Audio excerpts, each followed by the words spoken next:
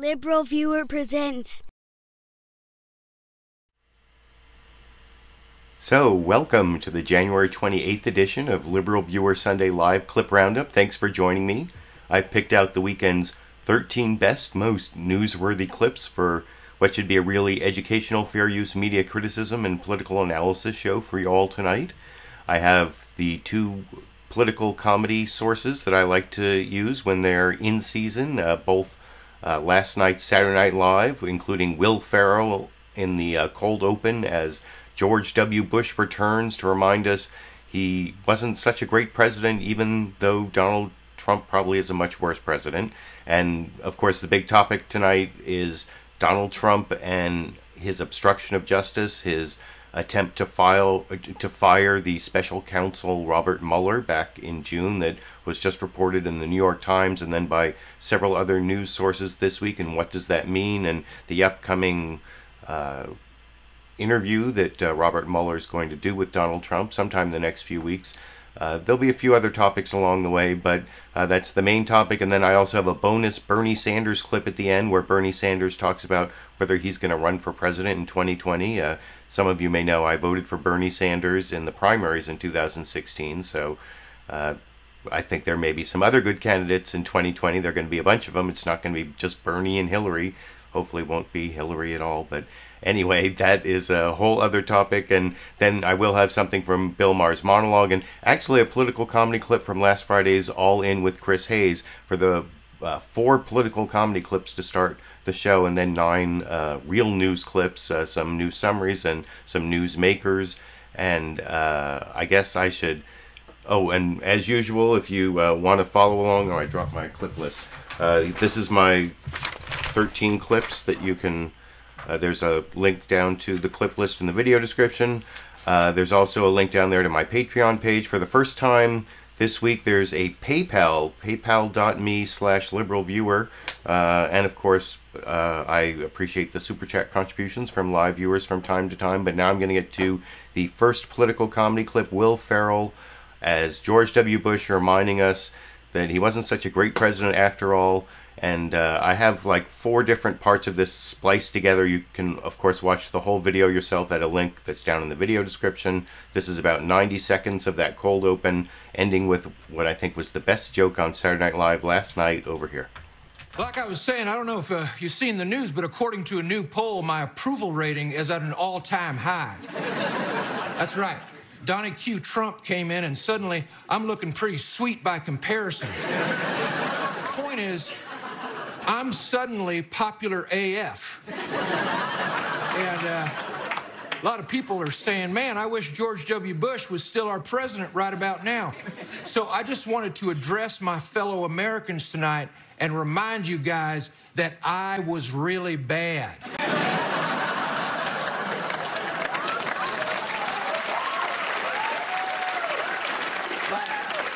Like historically not good. Don't forget, we're still in 2 different wars that I started. Hey, what has 2 thumbs and created ISIS? This guy. I feel for Donnie, I really do. I'm not a Trump synthesizer or anything, but we have a lot in common. We're both the exact same age, even though I was president like 40 years ago. We both won the election despite losing the popular vote, though back in my day, we didn't let Russians rig our elections. We used the Supreme Court like Americans.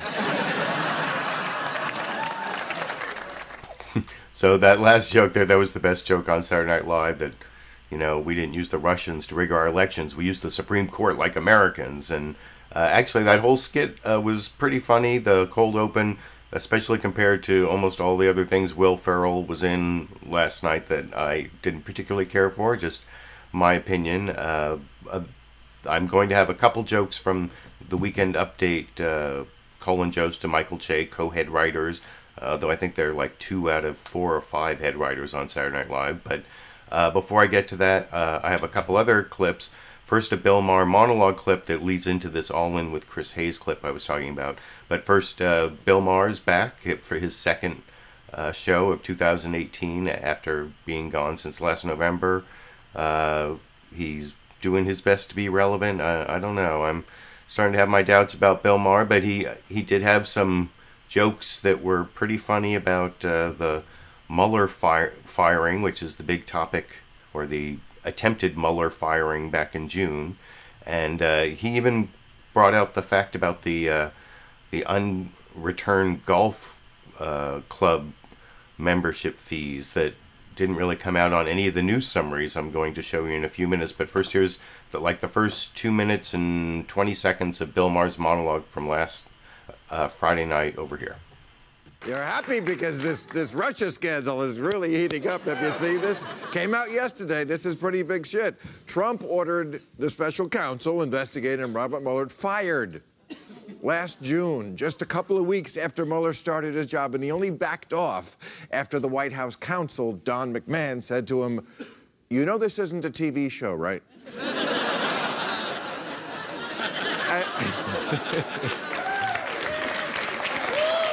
And listen to Trump's excuse why he thought he could fire Robert Mueller. Because Robert Mueller apparently used to be a member at one of Trump's golf courses, and he quit, and Trump never gave him his money back. Seriously. So this is not over Putin. It's over putting. It's... That's what's going to bring down the government. Wow. First Stormy Daniels, now Mueller. Is there anyone Trump hasn't fucked on a golf course? I tell you. And, you know, this is interesting. Since Mueller's investigation is largely about whether Trump attempted to obstruct justice, now that includes Trump's threats to fire Mueller himself. So, yes, the man with the great brain, the stable genius who's like really, really smart, has threatened the job of the guy who was investigating him after firing the last guy who investigated him. Today, Don Jr. said, "Gee, I thought I was supposed to be the family dipshit."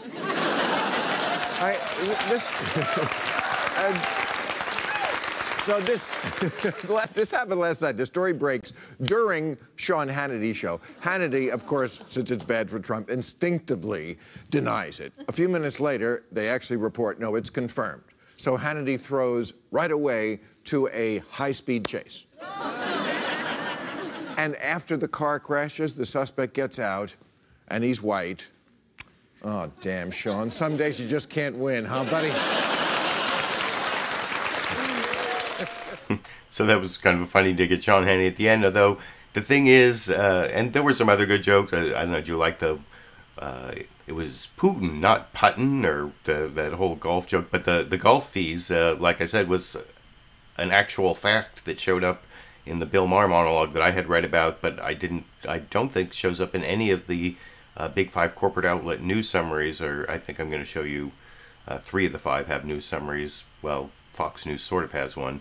And speaking of Fox News, even though that last joke there from Bill Maher was kind of funny about the high-speed chase at the end of the Sean Hannity, like, look over here, I think, squirrel, is that what somebody said? But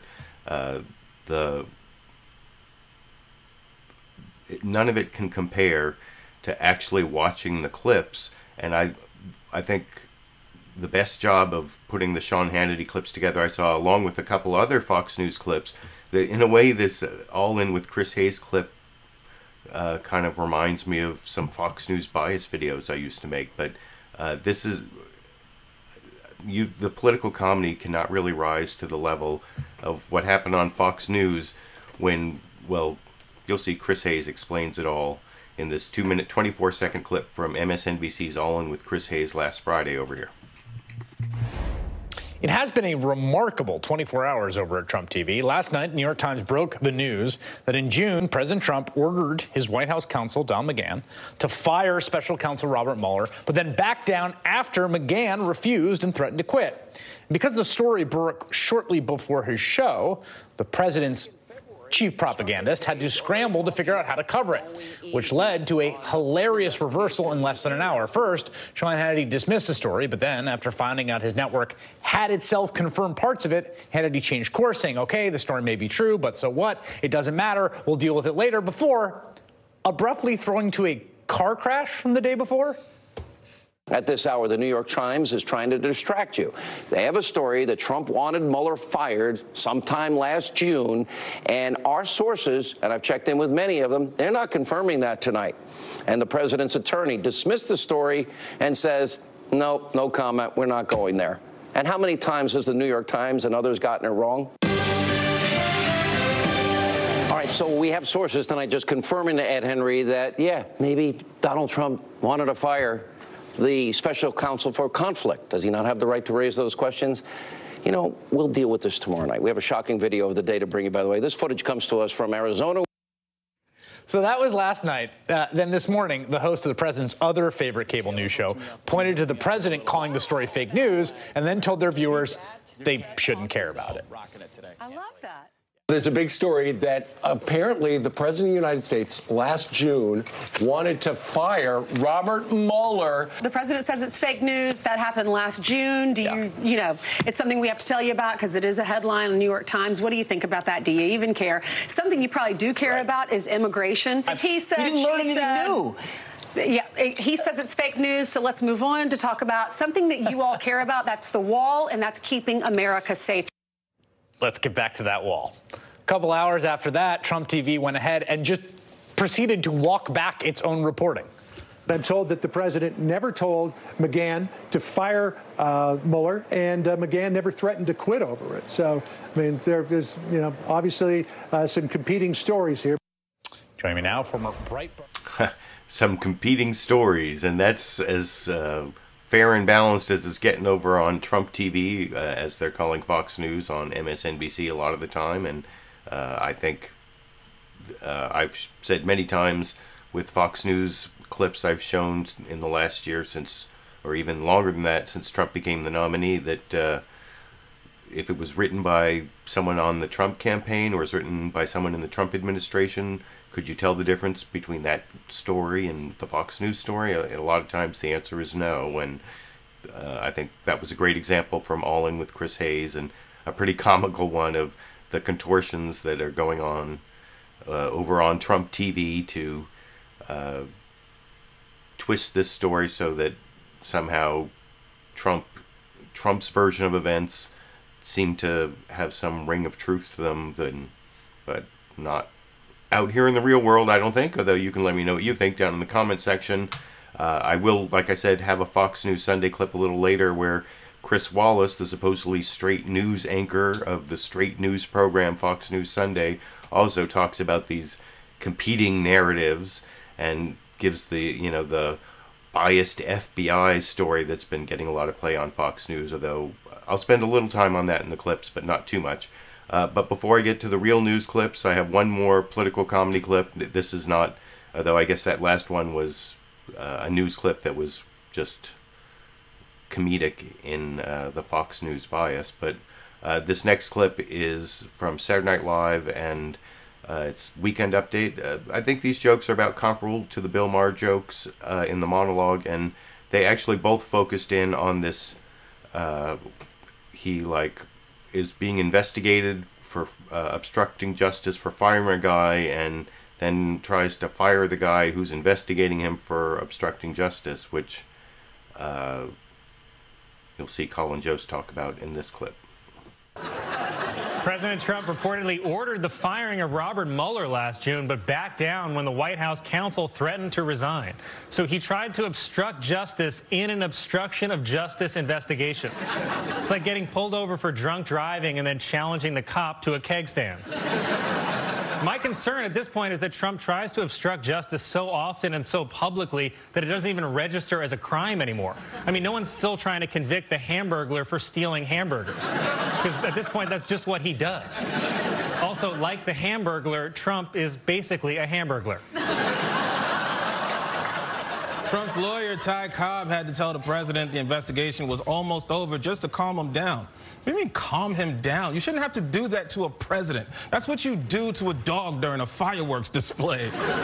It's okay, boy. It's almost over. I do love that Trump tried to fire Mueller, and now he has to sit with him and answer all of his questions. That's got to be awkward. You ever try to press door close on somebody in an elevator, but they make it anyway, and now you got to talk to Colin about white golfers?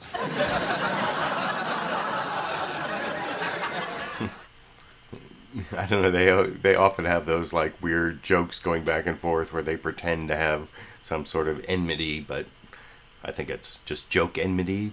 I saw them actually on Seth Meyers' show. They both were on talking about some of the things that didn't make it on to Weekend Update, and some of the skits they tried to write, and being head writers. And so I don't think there's a real enmity there. They seem to get along just fine. But like I said, I thought all those political, or those jokes were about this as good, as funny as the Bill Maher jokes. Not as good as that final joke I showed from the cold open with Will Ferrell. You know, we used to rig our elections with the Supreme Court like Americans. That was might have been my favorite joke of the program, if you don't count the joke of the Sean Hannity flip-flop on what the facts are after Fox News. Well, the whole Fox News flip-flop was, of course, the biggest joke.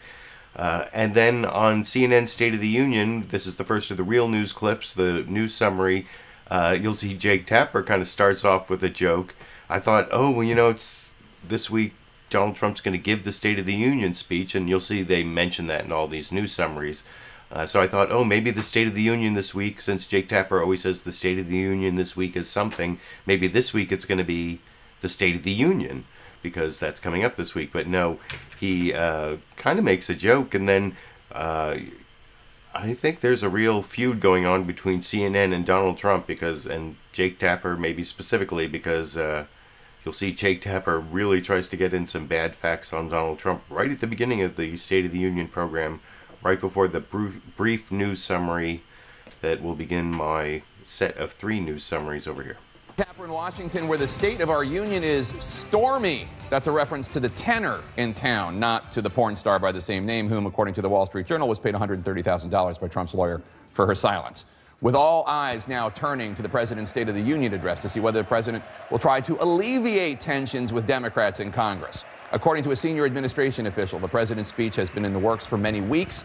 If the president sticks to his prepared remarks, he is expected to take a victory lap, taking credit for the healthy economy and touting his tax reform plan. He also plans to look ahead by introducing his trillion-dollar infrastructure plan and pitching his new immigration framework to the nation and to Congress. Late Saturday night, the president was up tweeting about the plan, which includes a proposal for the Dreamers covered by DACA, that's the Deferred Action for Childhood Arrivals policy, and attacking the Democrats. He tweeted, quote, "I have offered DACA a wonderful deal, including a doubling in the number of recipients and a 12-year pathway to citizenship for 2 reasons. 1, because the Republicans want to fix a long-time terrible problem. 2, to show the Democrats do not want to solve DACA, only use it." Casting a shadow over the moment, of course, is the ongoing Russia investigation. And the news first reported by the New York Times that President Trump ordered the firing of special counsel Robert Mueller in June. Here with me now is Republican Senator Susan Collins of Maine. She's a member of the... And I'm going to show that clip from Susan Collins of Maine in a few minutes. I actually let it keep running to that point because a point I wanted to make as to why I show these news summaries. A lot of the time, the newsmaker, because you have a weaker fair use case when you're showing someone else's news summary than when you're showing a newsmaker or you're making your own news. But there are a couple reasons. Well, when I'm criticizing the news summary or using it for comparison purposes, that gives me a fair use reason. But also, you notice Susan Collins was watching that whole news summary, and it influences the way that she's answering the questions with Jake Tapper. The same thing I'll show you a little bit later in Martha Raddatz and Lindsey Graham. Do I have that right? Martha Raddatz and Lindsey Graham. That'll be the next clip. But first, that is the next clip I'm going to show you. And I thought that clip there was, like I said, had the most comedic introduction with the whole State of the Union being stormy, and you notice how Jake Tapper fit in porn star who Donald Trump paid $130,000 as hush money, or whatever the exact line was. He really fit that dig in pretty well, I thought, as I said before I showed the clip, but now you know the content, so you can let me know what you think down in the comment section. And so now I want to move on to that ABC This Week with George Stephanopoulos clip with the permanent co-host Martha Raddatz, even though her name's not on the show. I think that's how she was introduced, permanent co-host, co-anchor, permanent co-anchor Martha Raddatz, I think. And she starts off, you notice in that last news summary from State of the Union, they talked about the upcoming State of the Union speech. They talked about the immigration issue, and then they only spent about 20 seconds at the end on the cloud over Trump from the Mueller investigation. They all talk about the cloud, I think, pretty much. And I think this ABC news summary is much better, has a lot more detail, talks about how the Republicans or the administration has flipped around on whether Donald Trump tried to fire Robert Mueller or not. And this is about 4 minutes long. I'll talk about it with you after we watch it together over here. I believe only 1 week ago today, Washington was in a state of paralysis. The government shut down over immigration, the tug of war over the Dreamers, and talks on border security hitting a wall. That stalemate ended on Monday. Congress once again kicking the can down the road another few weeks, while the fate of as many as 2 million young undocumented immigrants hangs in the balance. To get a sense of how the immigration debate is playing outside Washington, we traveled hundreds of miles along the southern border, from California to Texas, hearing your voices. But ultimately, it's those voices in Washington that will make the decisions. And in just 2 days, the president will make his case before Congress at his first State of the Union, talking not just about immigration, but also jobs, infrastructure, trade, and national security. But hanging over it all, the darkening cloud that has followed the Trump presidency for the past year, the Russia investigation. Fake news, folks. Fake news. What's your message today? Typical New York Times fake stories. Deny, deny, deny. That seems to be President Trump's response to that bombshell New York Times report detailing his effort to fire special counsel Robert Mueller last June, just 1 month after Mueller started on the job. The report says Trump claimed Mueller had conflicts of interest that would disqualify him from leading the investigation. But according to the reports, Trump, who was famous for saying, "You're fired," did not go through with it at the time, backing down when White House counsel Don McGahn reportedly threatened to quit rather than ask for Mueller's removal, concerned that it would, quote, incite more questions about whether the White House was trying to obstruct the Russia investigation. And it has, especially among Democrats. I'm deeply disturbed by this president seeking to do something that to me is tantamount to authoritarianism. These are not the actions of somebody that's got nothing to hide. In the past, both Trump and his team have offered flat-out denials. Mr. President, have you sought or thought about or considered leading the dismissal of the special counsel? Or is there anything that Bob Mueller could do that you would send you in that direction? I haven't given it any thought. I mean, I've been reading about it from you people. You say, oh, I'm going to dismiss him. No, I'm not dismissing anybody. Bottom line, Kellyanne. Yes. Does the president commit to not firing Robert Mueller? The president has not even discussed that. The president is not discussing firing Bob Mueller. The president has not indicated to me or to anyone else that I work with that he has any intent on terminating Robert Mueller. And while firing Mueller now seems to be off the table, some Republicans are trying to raise questions about the special counsel's investigation, pointing to those recovered text messages between two FBI officials bashing Trump. The exchanges fueling Republican claims that the FBI and Mueller's team are biased against the president. While all that has played out publicly, the focus of Mueller's investigation is still unclear. Though this week we learned the special counsel's team has already interviewed Attorney General Jeff Sessions, CIA Director Mike Pompeo, former FBI Director James Comey, as well as others in the Trump administration. And it looks like President Trump may be next, telling reporters he's eager to testify. I'm looking forward to it, actually. Yeah. Do you have a date set? Just so you understand. There's been no collusion whatsoever. There's no obstruction whatsoever. And I'm looking forward to it. You would do it under oath, correct? Oh, I would do it under oath. You would, yeah. Absolutely. And joining me now, Republican Senator Lindsey Graham of South Carolina, who sits on the Senate Judiciary Committee. Good morning, Senator.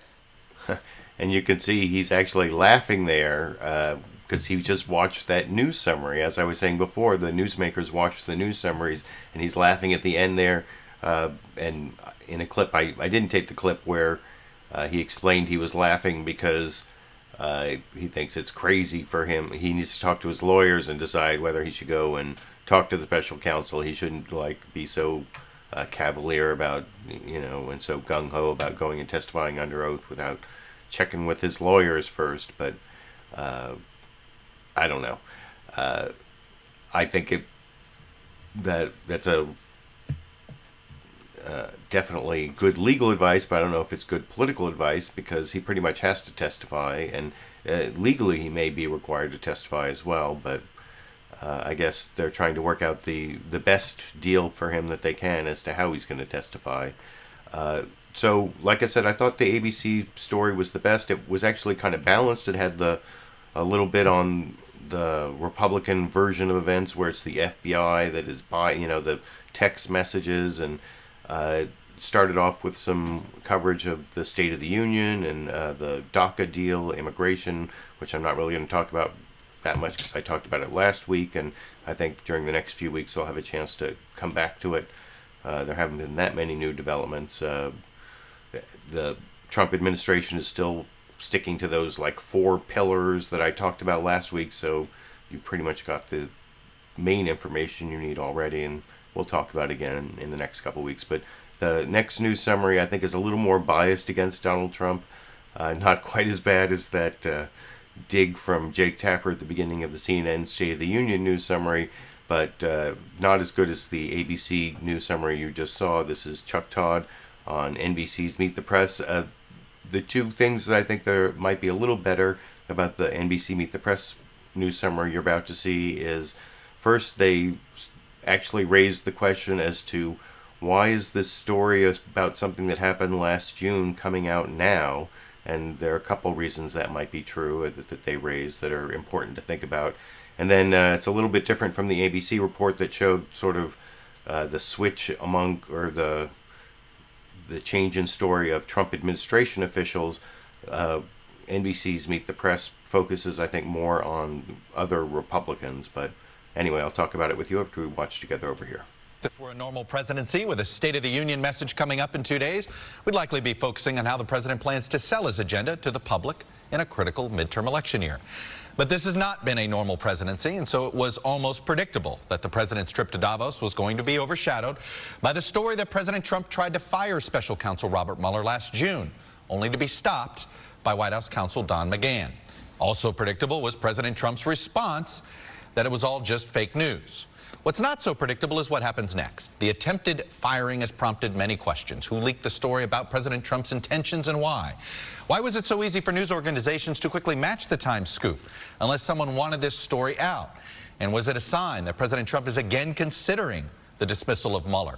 Is it a warning to him not to do it? Or was this a trial balloon to see if he can? And most important, will Republicans in Congress who once urged Mr. Trump to not do this continue to hold firm on this issue? In other words, are the president's allies in Congress more eager to protect Robert Mueller or President Trump? Fake news, folks. Fake news. President Trump with a predictable defense of yet another Russia-related allegation.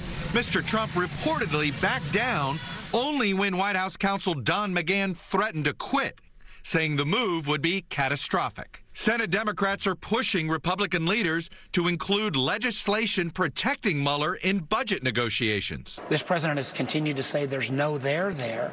Well, he is acting in absolutely the opposite way of someone who had nothing to hide. Publicly, Mr. Trump has repeatedly denied that he has considered firing Mueller. I haven't given it any thought. I mean, I've been reading about it from you people. You say, oh, I'm going to dismiss him. No, I'm not dismissing anybody. Are you considering firing Robert Mueller? No, not at all. But friends have acknowledged that he has. Well, I think he's considering perhaps terminating the special counsel. In July, the president told the New York Times that Mueller would cross a red line if he looked into Trump's family finances. Mr. Trump told reporters on Wednesday that he looks forward to sitting down for an interview with the special counsel. I would love to do it. Well, I would do it under oath, yeah. But worried that Mueller could be zeroing in on an obstruction of justice case, Mr. Trump's allies are warning him that if he testifies, Mueller could catch him in a lie. It's a very clear perjury trap. Is this a perjury trap? Do you have any fear of a perjury trap?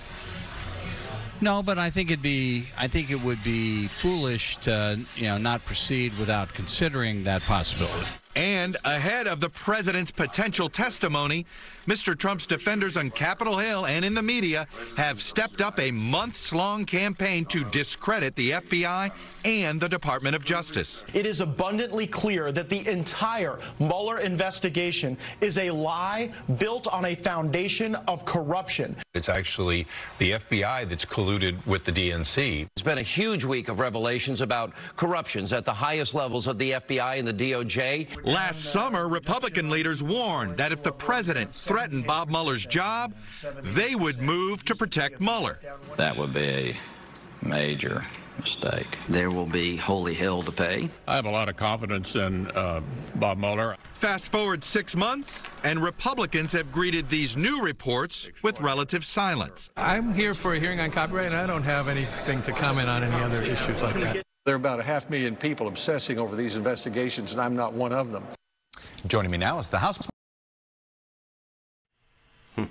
So, like I said, that was a pretty good news summary from NBC's Meet the Press. I thought a little more slanted against Trump than ABC, and, it brought up the allegations of bias in the FBI, but more in terms of conspiracy theories, which I happen to agree with that point of view, but it certainly wasn't as biased as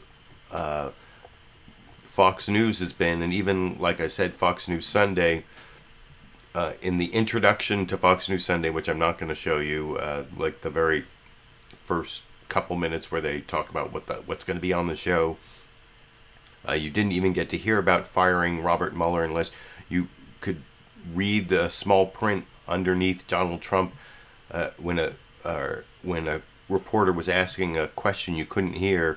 Are you going to fire Robert Mueller, or did you want to fire Robert Mueller? And he says fake news. That was like the first mention of firing of Robert Mueller, but it was very hard to. I mean, you couldn't hear it. You'd have to see that. That's what the subtitle said. The reporter said. That's in a clip I'm not going to show you. Then he did briefly ask a couple of the guests about it, including Trey Gowdy, the Republican head of the House Oversight Committee, and Chris Wallace actually started with an introduction, but not just about the firing of Robert Mueller, but how there are two narratives, and he talked about the Fox News narrative and then the mainstream media narrative.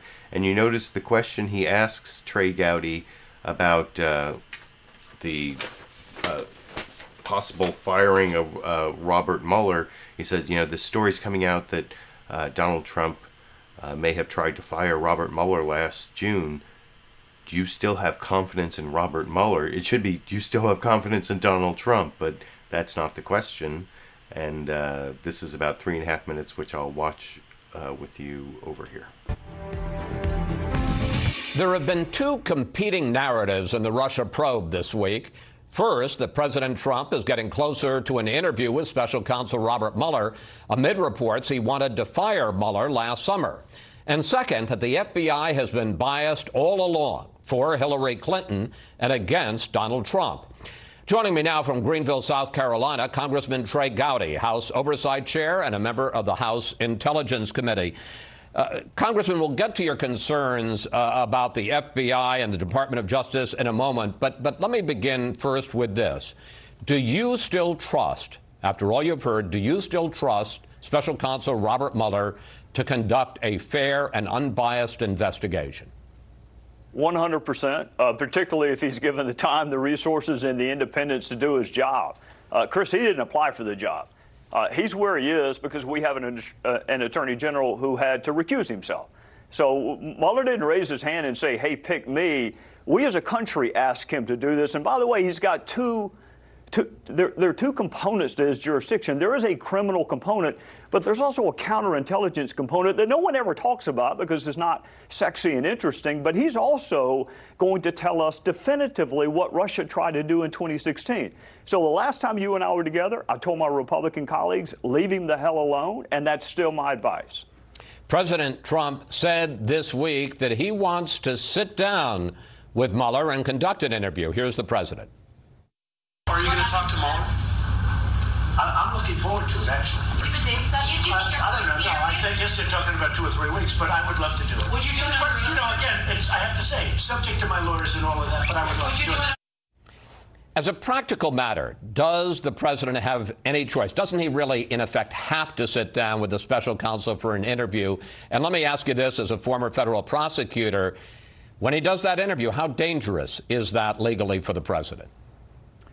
Well, I don't know what he's going to say, and I don't know what he knows, so I can't address how dangerous it is. If there's no collusion and if there's no obstruction of justice, there's not much danger. There are 2 aspects to this, Chris. There's the legal aspect, and the former prosecutor in me wants him to testify because he is uniquely well situated to answer certain questions. The conversations between he and Comey, there are only 2 people in those conversations. We've already heard Director Comey's side of it. If there's another side, we need to hear it. That's the legal part. So I want him to testify from a legal standpoint, but let's don't kid ourselves. There is a political component to it. Twice now, over 50 of my House Democrat colleagues have voted to move forward with impeachment. Twice, before he's answered a single solitary question from Bob Mueller. Over 50 twice have said he should be impeached, and that's without answering a single question. Adam Schiff, who's the ranking member on the Intelligence Committee, said he had evidence of collusion before we even began the investigation. So the politics of it is, I don't think he's got a fair jury. I do think he has a fair investigator. I think he's got a fair prosecutor in Bob Mueller, but he doesn't have a fair jury, and he's going to have to decide whether the legal part outweighs the political part. The House Intelligence Committee is... So I think I pretty much criticized that clip before I showed it. As for Trey Gowdy's answer, I just don't buy a lot of the Republican attacks on... I mean, it's a strange position for me to be in because I'm not a big supporter of FBI agents or of prosecuting attorneys having a criminal defense attorney background. I mean, FBI agents, they're police officers, and I know that police officers have a lot of biases and a lot of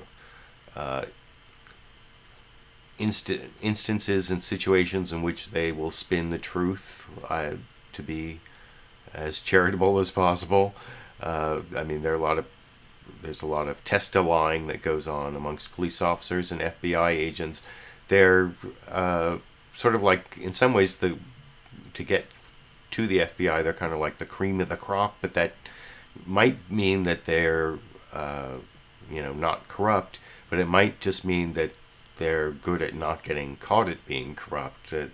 Both those things could get you to the FBI, so it's not like I'm saying the FBI is all that great.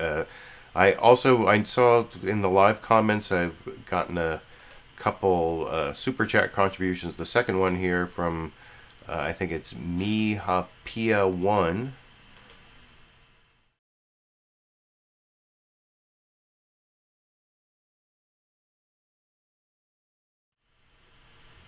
That's 100 euros, which I think is a euro is more than $1, so which is the money that I understand. So thank you very much for that contribution. And the comment was basically about Russian collusion, that if you read this book right here, Fire and Fury, which I have not had a chance to read, even though I have it over my shoulder.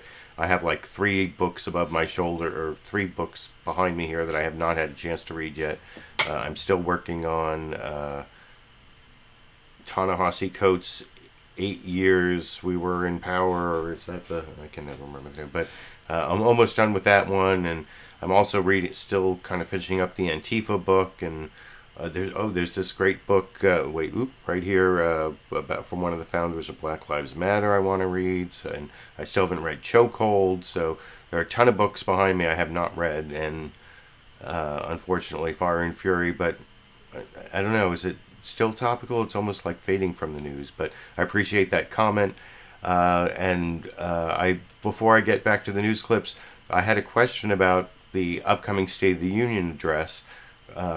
This is from Delta Victor Mike.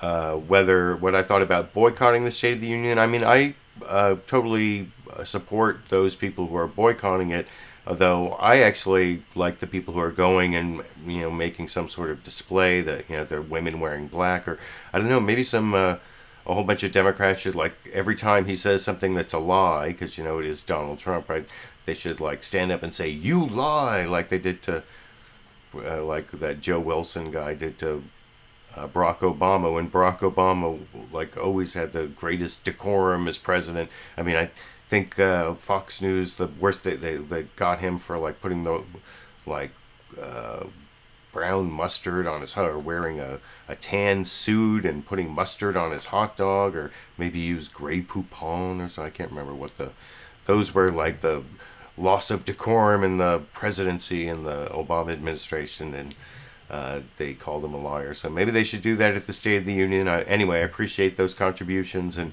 I want to get to the next Republican trying to defend Donald Trump and sort of cast aspersions on the FBI and the so-called deep state. I'm also not a big fan of the deep state, but the deep state is not a liberal conspiracy. It's actually more of a conservative, militaristic, corporate conspiracy, and that's why I find this all kind of ridiculous. But I guess Kevin McCarthy, this Republican from California, he's actually from, like, Kern County, a kind of conservative part of California, and he's the House Majority Leader, talking to Chuck Todd on Meet the Press, describing whether there's a deep state, denying that there's a deep state, and then I love the description that Chuck Todd has of what Republicans are doing to the FBI, how he terms their defense. I won't give it away, and I'm sure you'll spot it, but I'll tell you after we watch this 3-minute clip together over here. Do you believe there's some sort of deep state that's out to get the president? You know, I never believed that. And I have people who have been U.S. attorneys and others, but it is a real question when somebody who works a high end of the DOJ, wife is hired just to do research when it comes to fusion, when somebody at the FBI, looking at the text, talking to a person they're having an affair, putting their politics before, but it's not just somebody in the FBI, it's somebody that was responsible in looking at the investigation when it came to Hillary Clinton. It's somebody that was in this investigation that was with Mueller, and he didn't find it. It was the independent investigator that found it. And then when they had these questions about it, when you look at these entire texts, and then why they were all lost right after the election, I think that gives anybody doubt. And I go to people who've dealt with this time and again, and now they have serious doubt. Let me ask you this. Let me ask it just in the reverse. Sure. If this were a Democrat that was being investigated, why do I have a feeling you'd be sitting here saying, boy, they seem to be so concerned about the investigators. It's almost that they're afraid of the facts that are being found, because the disputes over this seem to be about the fact finders, not the facts. It's sort of like, you don't like where the facts are going, so let's question. It's basically Johnny Cochran's O.J. Simpson defense. No, I think it's complete opposite. You had never heard me prior to this have any problems with an investigation. You just asked me the question. If I say Mueller, yes. What happens is the facts that came forward, that an individual with the DOJ, his wife was hired by Fusion only to work on the Russian portion. Lo and behold, that came forward. So you believe this is a giant, you're painting a conspiracy. You think that is the most plausible? No, I'm not painting any conspiracy. Do you want people to draw conclusions that way? It does feel that way. I have given you no conclusion except the facts that are out there. As I said prior, I had no problems. But when these facts arise, remember, we're separate. entities here, and you have an ability and a responsibility for oversight. And I think the public has the right to know. Why was somebody that was in the middle of the investigation in this one conveying within their own text concerned about the election, concerned about what happened after the election, and that high up?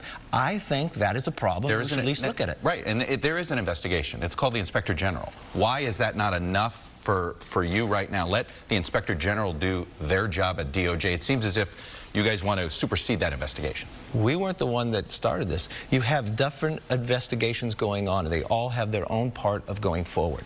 We are separate but co-equal. We have a responsibility for oversight of DOJ and others. I don't care who was president this time, but I want my government to be fair and open, and what I'm seeing raises questions, so you should look into the questions, and it's just driven by facts. Let the facts take them where they may, and that's the responsibility we have. This memo that now the president prosecutorial bias, that's the problem. They just want to be fair. They've always cared that prosecutors are fair in their prosecutions. It's not just now when Donald Trump has a special counsel that is prosecuting him. Like they love, like, the new Jim Crow. I'm sure they're like, Kevin McCarthy is like, he's totally woke, man. No. The one thing I mentioned before I showed the clip was the great way I thought Chuck Todd termed what the Republicans are doing to the FBI and the Justice Department now that they don't like the investigation. It's the Johnny Cochran O.J. Simpson defense, which is basically to say that the investigation is tainted, the investigators are biased, you know. But they had Mark Furman. I don't think there's a Mark Furman. This Peter Strzok guy isn't quite Mark Furman. And then did you see Kevin McCarthy's answer there? He said, no, it's the exact opposite. But did anything he say after that? I defy you to find what he said after that explained how their attack on the investigators trying to claim it's a tainted investigation is the exact opposite of Johnny Cochran's O.J. Simpson defense, because it seems like it's pretty much the exact same tactic to me, as Chuck Todd pointed out, to his credit. You can let me know what you think down in the comment section. I am going to move on to another Republican defense of Donald Trump. This is actually from the White House itself. The White House Legislative Affairs Director, Marc Short, was on a couple different programs. I can't remember which the other one was that he basically said the exact same thing. It's been a very long day. I had like 4 hours of ACLU training in the morning, which is why everything's like 4 hours later, and I'm very, very tired. But this is White House Legislative Director Marc Short on CBS's Face The Nation talking. John Dickerson's gone. This is Nancy Cordes, who also will be interviewing Bernie Sanders in the bonus Bernie Sanders clip I'm showing at the end. Here, Nancy Cordes is, I think, actually was better. Who was it? I can't even remember who the other show that Marc Short was on. But I chose this clip because it was the better questioning. I think, even though she pretty much got the same answer, I like the way that she basically just assumed that Donald Trump tried to fire Robert Mueller last June, and rather than asking, she tells him that's what happened and still gets the same answer. But here's that 2-minute clip. This is the most we got in terms of the White House response to the story on the Sunday shows this morning here. First off, why did the president want to fire special counsel Mueller, and why did he decide not to? Well, Nancy, the president's never intimated to me in any way a desire to fire Mueller. I think that there's been a lot of sensational reporting on that. Let's keep in mind a few things. That report dates to some June conversation, allegedly. We're now in January. Mueller's still a special counsel. Don McGahn is still running the White House counsel's office. Millions of dollars of taxpayer dollars have been wasted on an investigation that so far has proven no collusion with the Russians. Well, the investigation's not over. Of course it's not, because it's continuing to drag on, and it's dragged on for a long time at a great expense with yet no evidence of Russian collusion. And so the reality is that Mueller is still a special counsel. McGahn is still head of White House counsel's office. The president's never intimated to me in any way a desire to fire Robert Mueller. Have you advised the president, have others around him advised him of the consequences of firing either a special counsel Mueller or Rod Rosenstein, who, you know, recent reports have suggested the president has now turned some of his ire towards? I have no reason to believe the president's considered firing him, so there's no reason for me to counsel him one way or the other on that, Nancy. I think that, as I said, he's never intimated that one way or another to me. It's not a conversation typically I'd probably be involved in, but there'd be no reason to raise it. Mm-hmm. How serious do you think that this memo that purports to outline FBI mistakes when it comes to the investigation is? You just heard Congressman Will Hurd, who's on the House Intelligence Committee, say that he believes it should be released, at least among other members of Congress. Right. Well, we haven't obviously read the memo. It's classified, so it's hard for me to speculate on what's in the memo. I do think that we typically prefer transparency, and so if there are concerns that I think would be helpful for Americans to know about it, we would be open for that being released. Even if it reveals FBI sources and methods? There's plenty of ways you can redact a document to make sure that methods are not revealed. But if there are serious concerns about unmasking that happened in the previous administration, then I think that the American people should know that. I want to ask you... So you can let me know what you think of the Nancy Cordes questioning there. Like I said, I thought the initial questioning, she did her best there to, like, assume the part that she wasn't going to get him to admit, and then he still backtracked on it, or tried to claim that, well, he never told me that, although apparently it was just like a small group of people who knew about it based on some of the punditry that was in clips I'm not going to take. But then she, after asking him the tough question, or trying to ask him that tough question, she then, like, gave him some leeway to attack the FBI and the investigation, which, I don't know, is that fair and balanced? Is that, or is that giving in to the false equivalency of the actual investigation and then the attack on the investigation that's a false scandal, which... as far as I can tell, I mean, there's something there, but there's, as you heard in some of the earlier, in an earlier clip, the Office of the Independent Counsel, Office of the Inspector General of the Justice Department is already investigating the whole Peter Strzok thing. There's no reason for, and is actually the entity that discovered it and turned it over to Robert Mueller so that Peter Strzok, the biased FBI agent who had political opinions about a lot of different things apparently, was moved out of the Trump investigation, the Trump-Russia investigation. So anyway, I want to move on now to Lindsey Graham talking to Martha Raddatz over on ABC's This Week. I actually showed earlier how he had watched the entire introduction that you watched at the beginning of ABC's This Week, that showed the news summary of everything that's been going on, and Trump, the possibility that Trump might testify to Robert Mueller. And this clip actually picks up where that one left off, where Martha Raddatz, you'll see, asks Lindsey Graham if he still believes that firing Robert Mueller would be the end of the Trump presidency, and he does stick to that. And there are some other interesting parts to this clip that I will discuss with you after we watch it. It's a little under 3 minutes. Like I said, I'll discuss it with you after we watch together here. You said last fall that any effort to go after Robert Mueller could be the beginning of the end of the Trump presidency. In light of the reporting that President Trump ordered the firing of Robert Mueller last June, backing down only after the White House counsel threatened to resign, do you still believe in what you said, or is that a red line? Oh, yeah, if you fired Mueller without cause, I mean, Mueller's doing a good job. I have confidence in him to get to the bottom of all things Russia. And Don McGahn, if the story is true in the New York Times, did the right thing, and the good news is the president listened. I don't know if the story is true or not, but I know this. Mueller should look at it, have complete confidence in Mr. Mueller. When he found 2 FBI agents that had a bias against President Trump, he fired them. So all this stuff about the FBI and DOJ having a bias against Trump and for Clinton needs to be looked at, but I've never believed it affected Mr. Mueller. So I will do whatever it takes to make sure that Mr. Mueller can do his job. We're a rule of law nation before President Trump. We're going to be a rule of law nation after President Trump. I haven't yet seen any evidence of collusion between President Trump and the Russians, but the investigation needs to go forward without political interference, and I'm sure it will. So, Senator Graham, you believe the stories about McGahn, about President Trump? I don't know. I believe it's something that Mueller should look at. We're not going to just say it's fake news and move on. Mueller's the best person to look at it, not me opine about something I don't know. I'm sure that there'll be an investigation around whether or not President Trump did try to fire Mr. Mueller. We know that he didn't fire Mr. Mueller.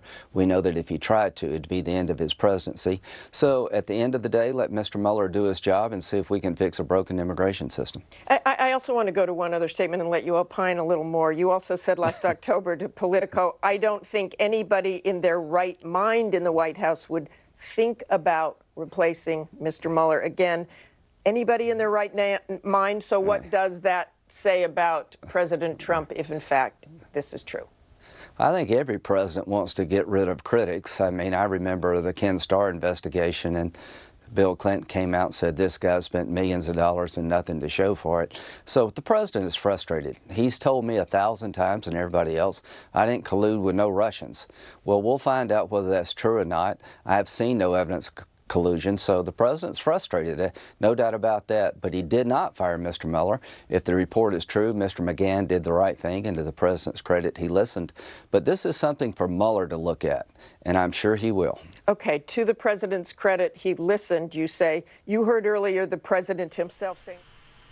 Okay, so that's Lindsey Graham there, actually still standing up for Robert Mueller, I guess, saying that if Donald Trump were to fire Robert Mueller, it would be the beginning of the end of his presidency, and still sticking to that. And there's another little twist to that, which I thought Jake Tapper did a good job of picking up on when he talked to Senator Susan Collins, one of the most moderate Republican from Maine. That's another reason to check her out in terms of how she feels about Donald Trump and impeaching Donald Trump or obstruction of justice, and that all came up. She did 2 different interviews this morning, because if you can't get Susan Collins, you're not going to get probably any Republicans, because she's one of the most moderate Republicans, like I said. But I think Jake Tapper in his interview not only asked about the firing of Robert Mueller, but then also talked about Rod Rosenstein, who is the Deputy Attorney General who supervises Robert Mueller since Attorney General Jeff Sessions recused himself from the Russia investigation. So Rod Rosenstein is the Deputy Attorney General in charge of supervising Robert Mueller with his special counsel investigation. And that all came up when Susan Collins talked to Jake Tapper this morning over here. Thank you. So I want to start with the reports that the president ordered his White House counsel to start the firing process of special counsel Mueller in June, after he heard Mueller was investigating him for obstruction of justice, because the White House counsel threatened to quit if the plan was carried out. Mueller was ultimately not fired. The president's supporters say this story doesn't matter because Mueller wasn't actually fired. Does it matter to you? Well, first, I think it's important to note that the president cannot directly fire Mr. Mueller.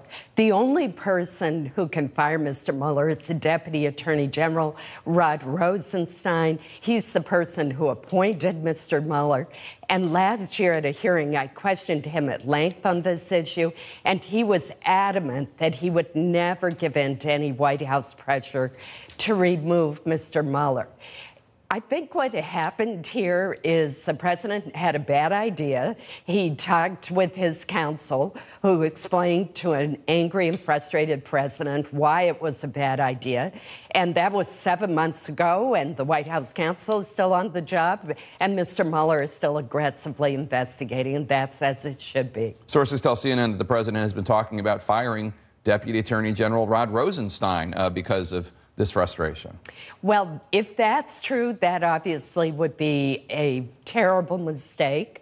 We've seen what happened back in the Nixon administration when President Nixon on the Saturday Night Massacre kept going down the line until he would find someone who had fired the special counsel, and that didn't end very well. Beyond whether or not the president has technically...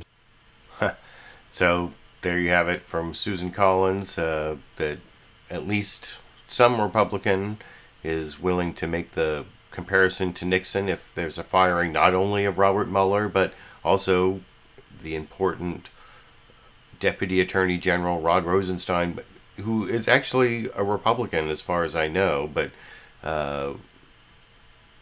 not like, I don't know, maybe Donald Trump asked him who he voted for. We don't know that, but I believe he's a Republican appointee, or he's, I'm not sure, I shouldn't try to theorize about things where I don't have my facts straight, but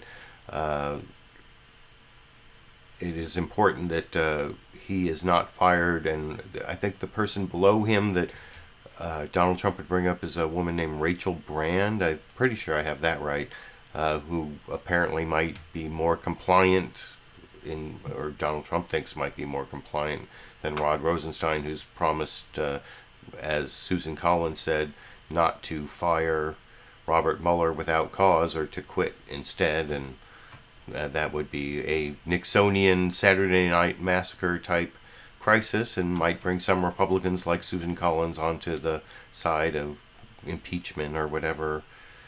That seems so hard to believe that 2/3 of the senators would actually vote for removal in the Senate, but maybe Susan Collins would anyway. Anyway, those are the last of the clips on the Russia collusion investigation and the obstruction of justice investigation, and the whole idea that maybe Donald Trump fired or tried to fire Robert Mueller back in June. For a long time, down in the video description, I put all this information about obstruction of justice. It looks like that's where this whole thing is going to be going in the next few months, and I'll be talking about that more. I don't know if this will be the last video that I make that has the title Trump Obstructed Justice ? That might be the title several weeks in the future. We'll find out. But anyway, so that was the last clip on that topic, but I did promise a bonus Bernie clip. This is from CBS's Face the Nation. At the end of Nancy Cordes' interview with Senator Bernie Sanders, she asked several questions trying to get him to give some hint as to whether he's going to run in 2020. And I will discuss those questions and Bernie Sanders' answers after we watch that 2-minute clip together over here.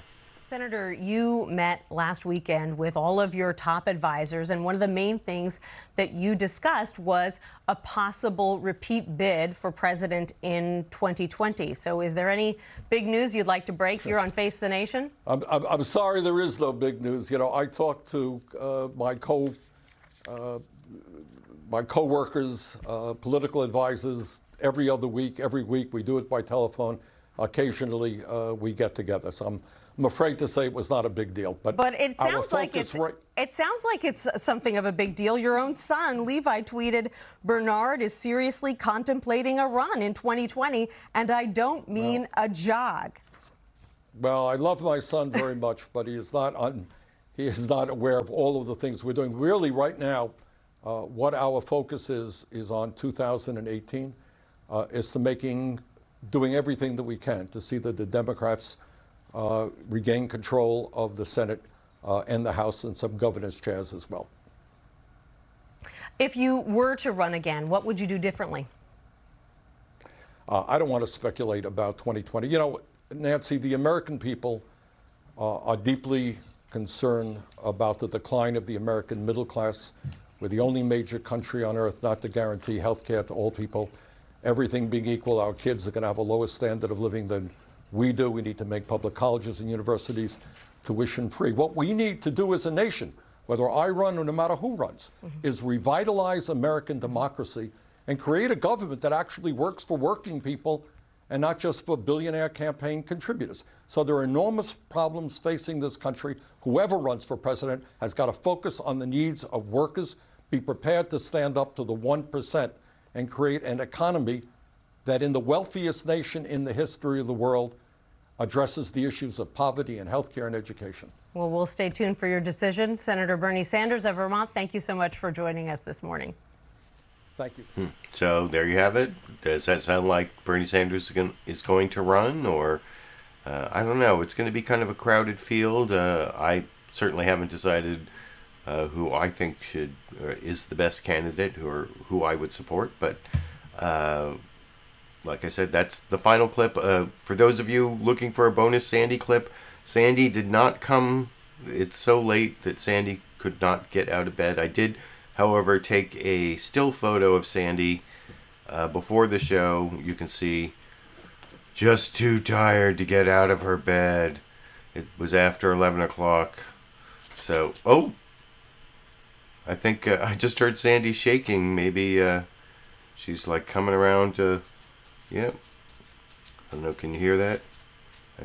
Sandy's coming around. It's too late for me to take a picture. Sandy's like coming, just lying down right now, live.